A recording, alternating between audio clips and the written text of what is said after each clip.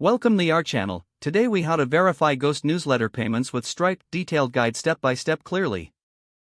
To verify Ghost newsletter payments with Stripe, begin by logging into your Ghost admin dashboard. Navigate to the settings section on the left side menu. From there, click on Payments. Ensure that you have connected your Stripe account to Ghost. If you haven't done this yet, follow the prompts to link your Stripe account. Once connected, return to the Payments section. Here you will find a summary of payment settings. Next, go to your Stripe dashboard by opening a new tab. Log into your Stripe account using your credentials. Once inside the Stripe dashboard, navigate to the Payments section. Here you will see a list of all transactions processed through your account. Locate the specific payment you want to verify. You can use the search function if needed to find the payment quickly. Click on the payment to view its details. Review the payment status displayed at the top of the transaction details. If the status shows as succeeded, the payment is verified. If the status is pending or failed, additional action may be necessary.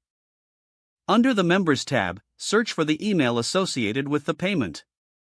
If they are listed, the payment verification is complete. If not, check the logs in your Stripe account for any discrepancies. Lastly, ensure all payment settings in Ghost align with your requirements. This will help maintain smooth transactions in the future. If the page does not load, refresh the browser or try again in a private or incognito window.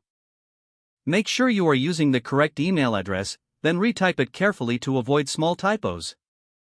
If your password is not accepted, use the reset option and create a new strong password you can remember. Check your spam folder for verification or security emails, then complete any requested confirmation steps. Enable two-factor authentication if available to improve account security and reduce unauthorized access risk. After signing in, review your profile details so your contact information and settings are accurate and current. If you see an error message, note it down and try again after restarting your device and internet connection. Don't forget to like this video and subscribe to our channel for more step-by-step tech guides.